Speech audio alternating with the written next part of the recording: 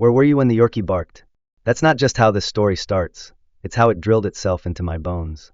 That was the moment everything ruptured, like cartilage snapping in real time, like silence being peeled open with a crowbar. I wasn't home. I was in aisle 3 at McKinnon's Hardware, comparing galvanized nails for a shelf I never got to build. Somewhere between deciding on 2-inch or 3-inch fasteners, my phone buzzed. Unknown number. I let it ring. 40 minutes later, I was kneeling in a pool of blood on my grandfather's lawn, staring at a crushed inhaler and a trembling man in a khaki vest who kept mumbling, "We thought it was drugs." But that's not where the story begins. The story begins with a myth. A myth called peace. Willow Ridge sold itself as peace. Trimmed hedges, HOA newsletters, street lights that flickered on exactly 1 minute after sunset. I moved back there thinking it would be a kind of reset button. After a series of failed leases, landlords with God complexes, and 2 months living out of my car, Grandpa's house was supposed to be a place to breathe again. Ironically, he hadn't changed. Not in the ways that mattered. Still wore overalls every day. Still hummed Johnny Cash while pulling weeds. Still called the squirrels, those damn anarchists. Every morning like clockwork, he'd shuffle into the garden with a thermos of black coffee and a water hose slung over one shoulder like a soldier's rifle. He was rhythm. He was ritual. He was proof that peace could be maintained if you just held your corner of the world steady enough. But peace, it turns out, is bait. And HOA bait comes with a hook. That summer, the Willow Ridge HOA launched what they called the Community Patrol Program, a glorified neighborhood watch that quickly mutated into something far uglier. On paper, it was about resident-led safety. In practice, it became a costume party for the power-starved. Brady Keller and Mitch Roscoe were the worst of them. Brady, Karen Whitfield's nephew, Karen being our HOA president and the reigning monarch of passive-aggressive power, was a washed-out police academy dropout with a penchant for mirrored aviators and unsolicited advice. Mitch was a grown man who once got into a fistfight with a 12-year-old umpire during a Little League game. These were not men of the law. These were boys with toys and no concept of consequence. I laughed it off at first. Grandpa didn't. "Nothing good ever comes from folks playing cop," he told me one morning, flicking a tomato worm off a leaf with the back of a spoon. Nothing. He was right, but I didn't listen. I left that Thursday around noon. The sun was out, birds chirping, the usual suburban lull. Grandpa was trimming the hedges with garden scissors that looked like they belonged in a museum. He waved me off, told me to pick up more coffee filters if I had the time. I said I would. I never did. He had his oxygen tank in the shed.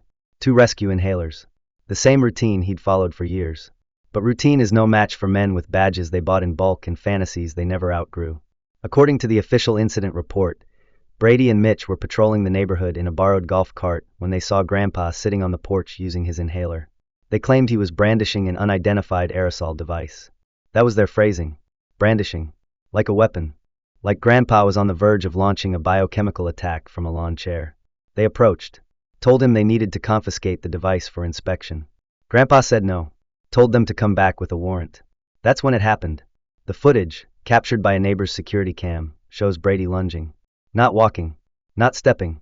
Lunging. A full tackle, shoulder down like an NFL linebacker, straight into the chest of a 78-year-old man with osteoporosis. Grandpa hit the bricks hard.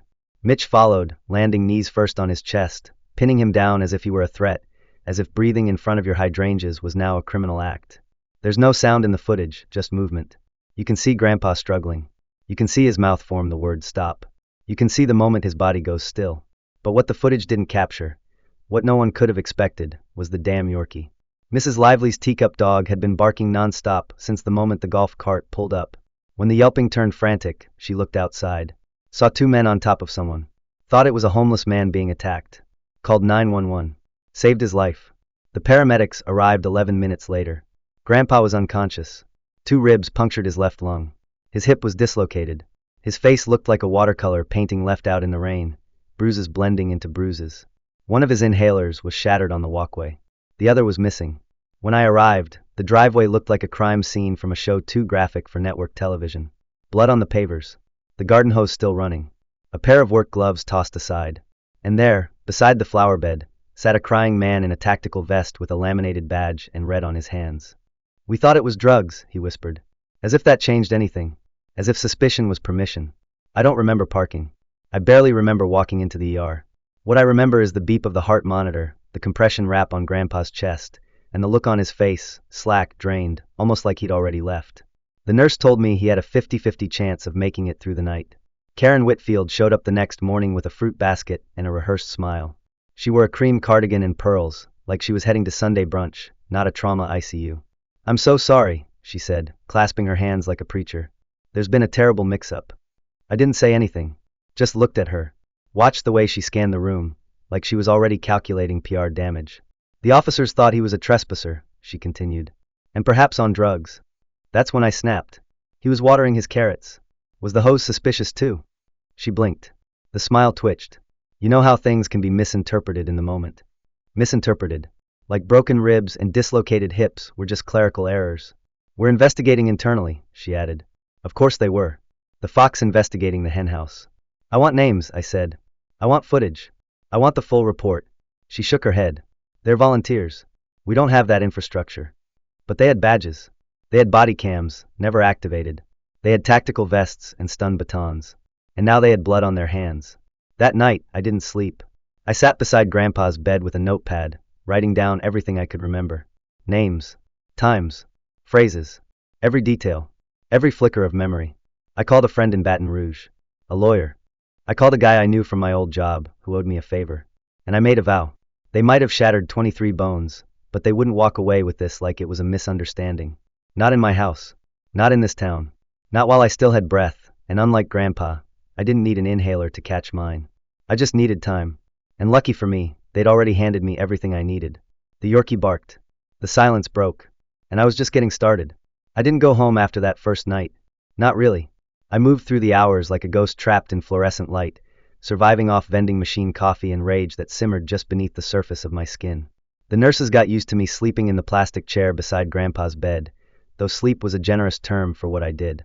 I stared at the ceiling tiles the way you might study constellations, searching for patterns, answers, messages from a god I no longer believed in. Every beep of the monitor was a drumbeat in my chest, each one a reminder that he was still here, still fighting, even if his eyes remained shut and his fingers never twitched back when I held them. The morning after Karen's little sympathy parade, I started hunting. Not flailing, not throwing punches in the dark, real hunting. I didn't need to scream into a void. I needed receipts. I needed fingerprints. I needed blood on paper. The HOA's website was a joke, one step above a MySpace page, complete with broken links and Comic Sans headers. But buried beneath announcements about block parties and bake sales was a short, vague blurb about the Community Patrol program. No staff list. No operational protocols. No disclaimers. Just a blurry stock photo of a man handing a ticket to a teenager, and a sentence about enhancing resident peace through visibility. Bullshit. I right-clicked the page and checked the metadata. Uploaded 3 months ago by KW_admin. Karen Whitfield. I ran her name through public databases, business filings, old HOA minutes. Nothing unusual, on the surface. A Pinterest board of suburban normalcy. But then I searched Brady Keller. His digital footprint was less sanitized. In local Facebook groups, I found photos of him posing beside a deputy sheriff during Community Safety Week. One post labeled him as our local enforcer, dripping with sarcasm. Another comment caught my eye. Didn't this guy mace his own partner during academy training? I chased that lead. For clicks later, I landed on a public record. Brady Keller, expelled from the County Police Academy after 4 months. Cause, reckless conduct, failure to follow protocol, use of force in a training simulation that ended with a hospital visit. That was strike one. Mitch Roscoe was even easier. No academy history. No training. Just 3 documented cases of impersonating a peace officer. 2 dismissed under the claim of volunteer public safety work. He was also the founder of something called Liberty Shield, a short-lived nonprofit that had tried to charge residents $50 a year for neighborhood watch memberships. One review said, armed, intimidating, and refused to leave my porch. Strike 2. I kept digging. I wasn't just collecting names, I was building a narrative. A case. Something airtight. That's when I remembered Derek Lively, Mrs. Lively's son. Tech wizard. Owed me a favor from back in college when I helped him get a boot off his car without paying the fine. I reached out. He didn't ask questions. Just gave me a USB stick the next day labeled HOA Communications Archive. The files were a goldmine. See, the HOA didn't use a secure platform. They operated through a shared Google Workspace account. No encryption, no two-factor, and clearly no understanding of digital security. The email chains revealed everything. Karen discussing tactical gear purchases under the guise of beautification fund reallocations. Orders for stun batons, utility vests, zip-tie cuffs, even fake metal badges sourced from the same supplier that sold novelty sheriff hats. The subject line on one thread, urgent, security deterrence needed before summer rush. She called it soft enforcement. I called it fascism with a smile. They had body cams too. Bought 6. But only 2 were ever activated. And never during patrol. In another thread, Karen wrote, "If we want deterrence, we need visibility. They should look the part, even if they're not sworn." Another line chilled me. "If the law won't act, we will." That wasn't oversight. That was intent. I printed everything. Highlighted every dollar rerouted from streetlight maintenance and playground repairs to safety tools. They weren't protecting a community. They were building a militia. A cosplay militia with budgetary teeth and no leash. But what I needed next was the incident. The actual moment. The proof of what they did. The body cam footage was missing, obviously, but HOA meetings were supposed to be recorded for transparency. So I filed a formal request under the Civic Information Act. Karen ignored it. I filed it again, certified mail this time. Still nothing. So I showed up at the HOA office, an old garage behind Karen's house, camera in hand, tripod set up. Margaret, her assistant, looked at me like I was a lunatic. I didn't care. "I'll be back tomorrow," I said. And the next day. And the day after that. The following morning, I found a small padded envelope in my mailbox. No note.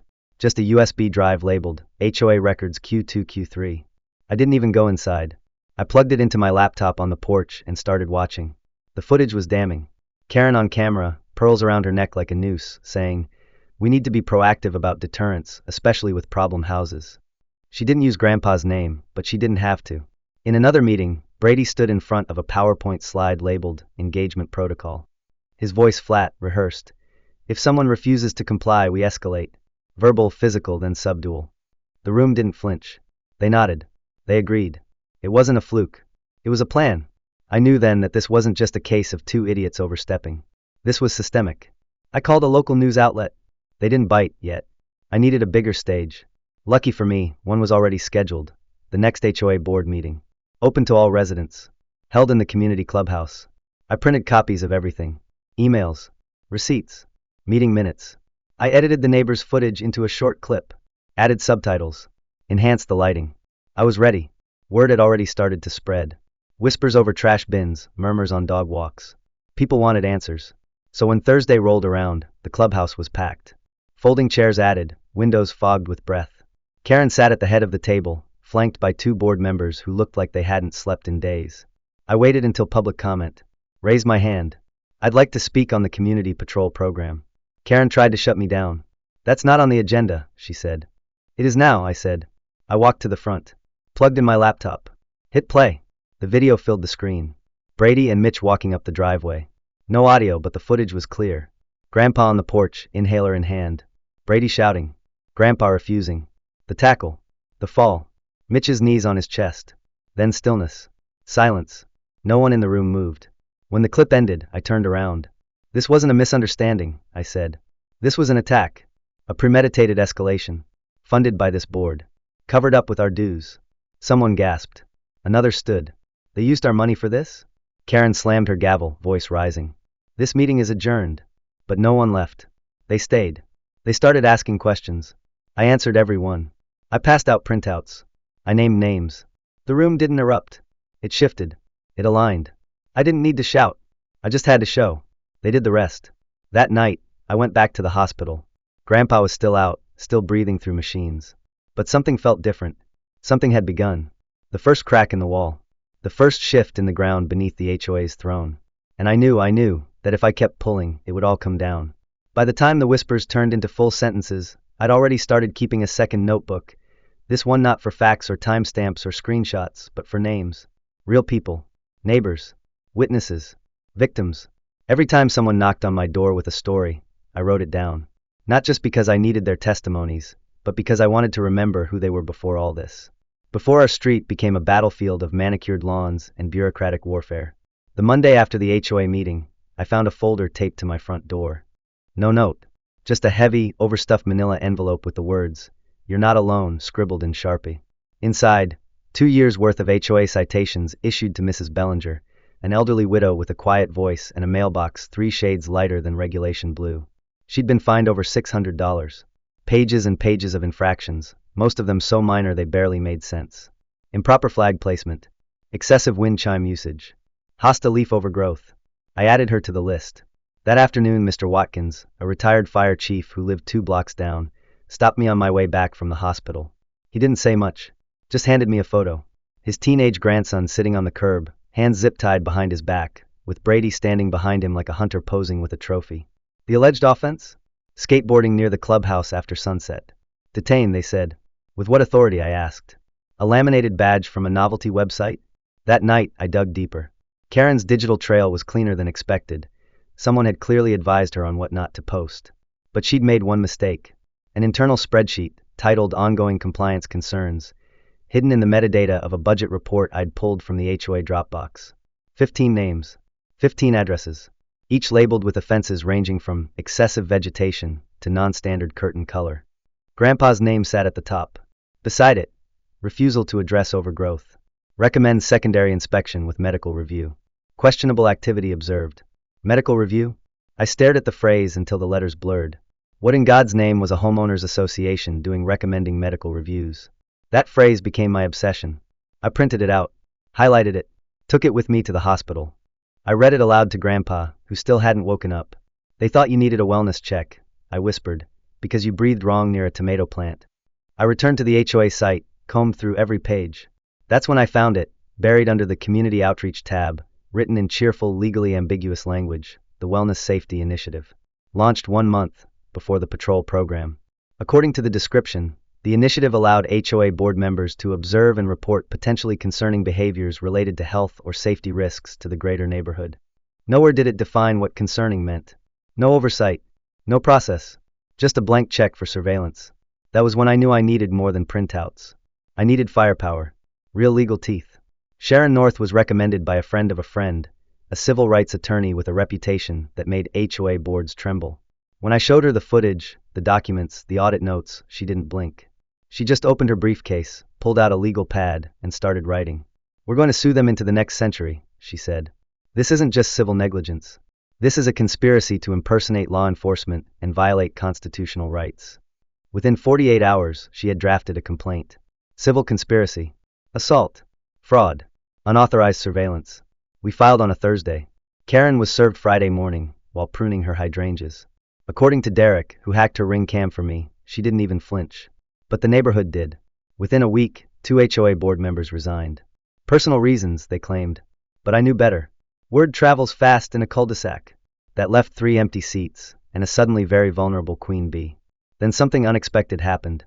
A flyer showed up on every doorstep. Bright green. All caps. Emergency election.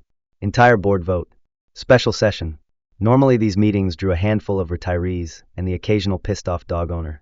This one, it looked like a block party got hijacked by civil disobedience. Folding chairs filled the lawn. People brought coolers, notebooks, and receipts. The energy was electric, tense, coiled like a spring. Sharon advised me to keep a low profile. You're suing them, she reminded me. They'll try to paint you as a saboteur. But when the floor opened for nominations, someone stood up and shouted my name. Then someone else seconded it. Karen, still clutching her clipboard like a rosary, objected. He's actively litigating against this board. That's a conflict of interest. Sharon, who had arrived in a gray power suit and mirrored sunglasses, stood up calmly. According to Article 3, Section B of the HOA bylaws, she said, any homeowner in good standing is eligible for nomination, regardless of litigation status. Karen opened her mouth. Closed it. I had paid my dues that month early, just in case. The vote wasn't even close. Out of 79 ballots cast, I received 62. Karen got 9. The rest were blank or featured messages like abolish the HOA, scrawled in glitter pen. And just like that, I was on the board. Not as a mole, not as a grudge holder, but as the voice of the people who were done being afraid. Karen didn't even try to hide her disdain. That same night, she sent an email to the board, the management company, the community Facebook group, and somehow my dentist. Subject: concerning pattern of retaliation. In it, she accused me of manipulating voters, spreading misinformation, and failing to respect the sanctity of HOA procedure. I replied by forwarding her own email approving the purchase of tactical batons. The next morning, her SUV was parked diagonally across my driveway. Safety inspection, she claimed. I had it towed. 2 days later, a landscaper arrived at my lawn unannounced with a laser measuring device, claiming he'd been contracted to verify grass height. He accidentally reversed over half of Karen's flower bed. I sent him cookies. But I wasn't playing anymore. Sharon and I began drafting amendments to the bylaws. We launched a petition to repeal the patrol program entirely. I began combing through 6 months of budget reports and found nearly $200,000 funneled into discretionary safety allocations. Most of it undocumented. I didn't send that to the press. Not yet. I sent it to the neighborhood group chats. A blurry screenshot here. A redacted invoice there. A line item for de-escalation training, taught by a man whose only credential was former bounty hunter. People ate it up. My inbox exploded. Citations. Videos. Stories. Photos of Brady patrolling with a stun baton tucked into his waistband. Recordings of Mitch shouting at teenagers to respect neighborhood order. Karen was hemorrhaging credibility. So she did what all tyrants do when cornered. She escalated. That week, 3 residents who had publicly supported me received code violation letters. One was fined for obstructive porch decor, a potted cactus. Another for non-approved noise activity. She had been listening to an audiobook through headphones. I filed a motion to suspend all new fines pending independent review. The board passed it 4-1. Karen was the one. That night, someone broke into Sharon's rental car. Nothing was stolen, except her case folder. The next morning, I found a printout taped to my front door. A still image from my own home security footage. Me, leaning over Grandpa's hospital bed. No note. Just the image. The message was clear. We're watching. I filed a police report. They shrugged. Probably a prank, they said. Sharon upgraded her security system. I bought a second baseball bat. But I wasn't afraid. Not anymore. Because fear only works when it's quiet. In this neighborhood, it was about to get loud. Karen had played her last hand. What she didn't know, what she couldn't have imagined, was that I still had one more card to play. Something Brady never deleted. Something that was about to turn everything upside down. The courtroom smelled like carpet glue and old ambition. Rows of folding chairs lined the back wall, occupied by residents who used to avoid HOA meetings like the flu, but now clung to every detail like jurors in a trial they had waited their whole lives to attend. At the front, a whiteboard leaned against a stack of blown-up images.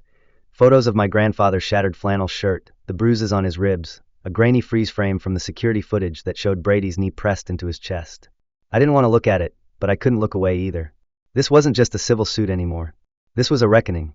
Across the aisle, Karen sat in a cream pantsuit and too many pearls, her expression frozen into something between disdain and denial. Her nephew Brady, stiff in a suit 2 sizes too big, sat beside her, flanked by a public defender who looked like she hadn't slept in days.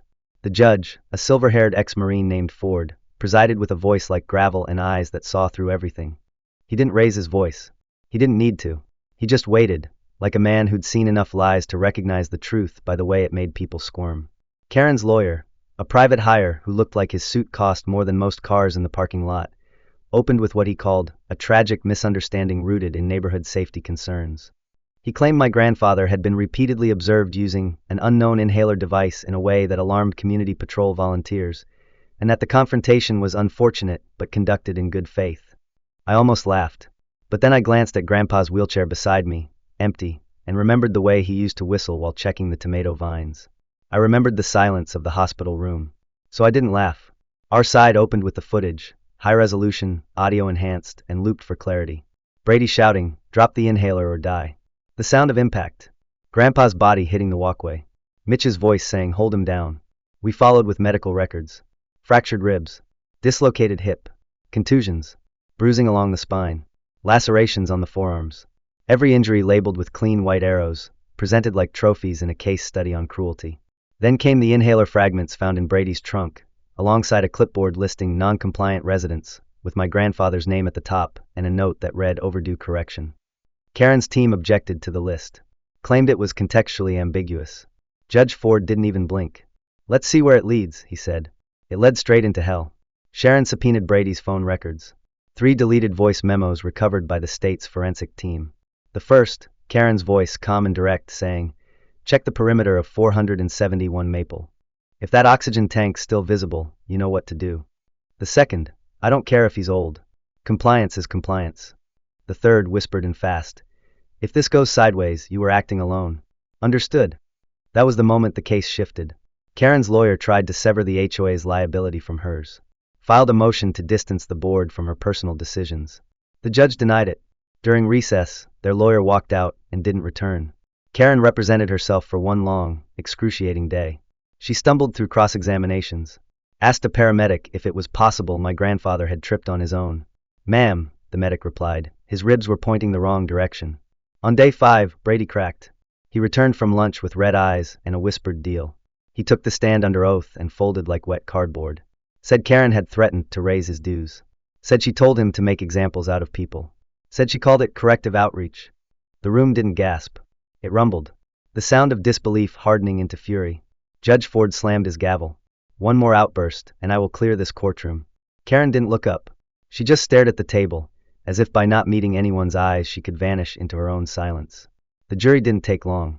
45 minutes. Guilty. Conspiracy. Assault. Falsification of records. Impersonation. Obstruction. But it wasn't over. Not even close. Because once the civil suit wrapped, the state got involved.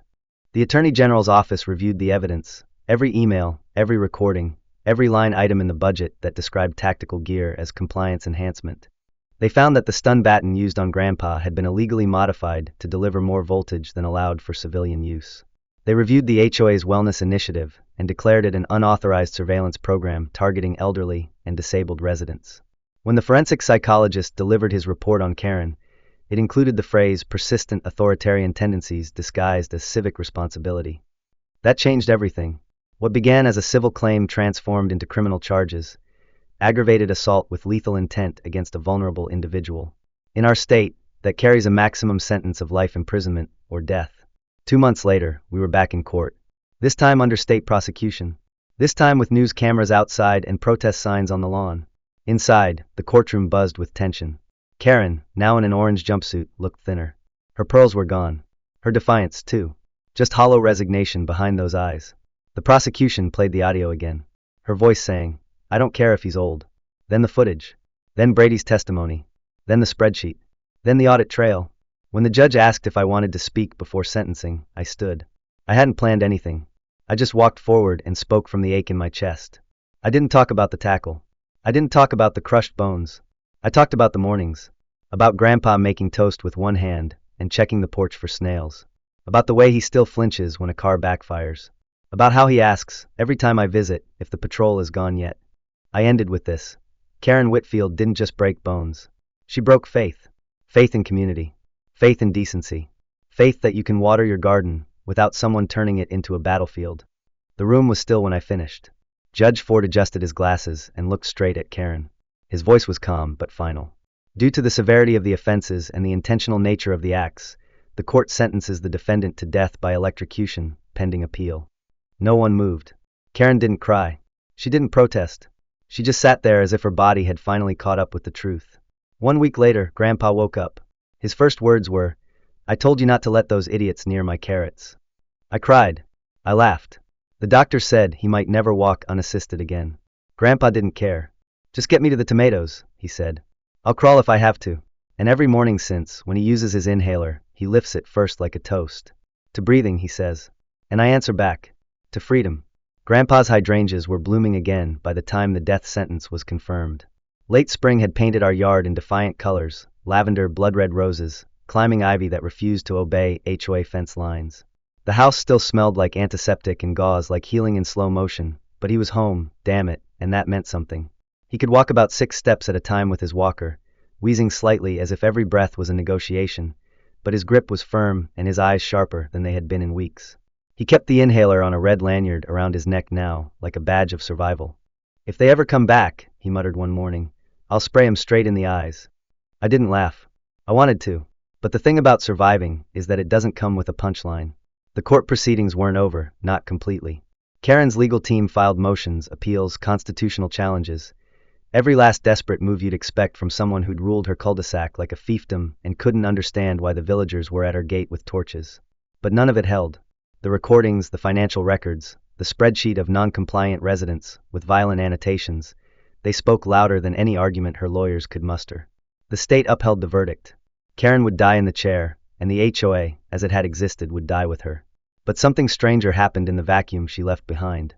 Willow Ridge didn't collapse into chaos like she'd always warned in her newsletters and fear-mongering emails. Instead, people started breathing differently. I noticed it during trash day when Mr. Watkins, who hadn't made eye contact with anyone in years, nodded at me from across the street. I noticed it when Mrs. Bellinger put up a lavender mailbox and dared someone to fine her. No one did.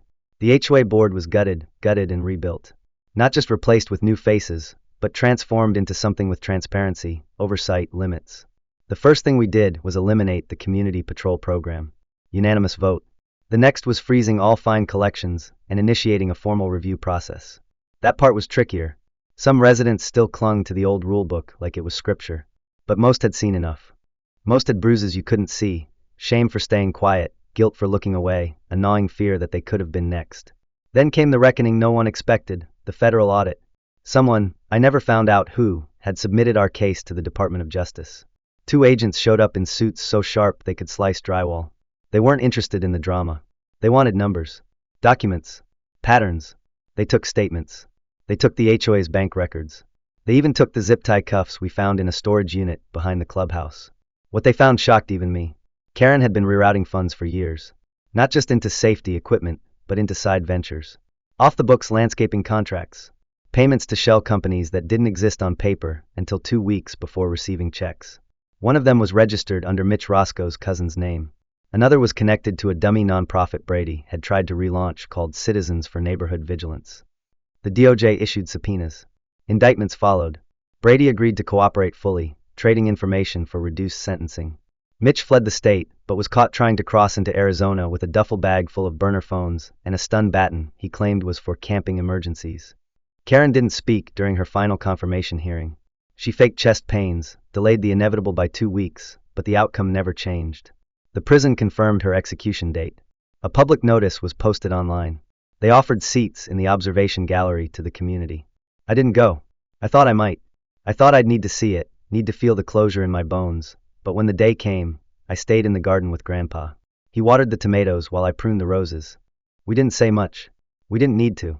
When the sun hit the right angle, we could see Karen's house from our yard. Empty now. Gutted. The windows boarded. A bright red sign from the city stamped across the porch. Unfit for occupancy. We didn't put it there, but we agreed. That afternoon, a new neighbor walked over. Young couple. Just moved in. They asked about the community, the rules, the politics. I looked at Grandpa, who nodded. I told them the truth. Told them the HOA used to be a regime. Told them a man was nearly killed for breathing wrong. Told them about the Yorkie that saved a life. They didn't believe me at first. No one ever does. But I showed them the articles, the court records, the blog posts. I showed them the photo of the spreadsheet. They stayed quiet. Then the wife said, "But that won't happen again, right?" I said, "Not while we're still breathing." The next few months were slow. We rebuilt the trust one conversation at a time. We hosted open meetings on the lawn, voted on every expense. We even started a rotating garden tour, so neighbors could share their planting tips instead of passive-aggressive landscaping complaints. Grandpa started smiling more. Not wide, not often, but enough.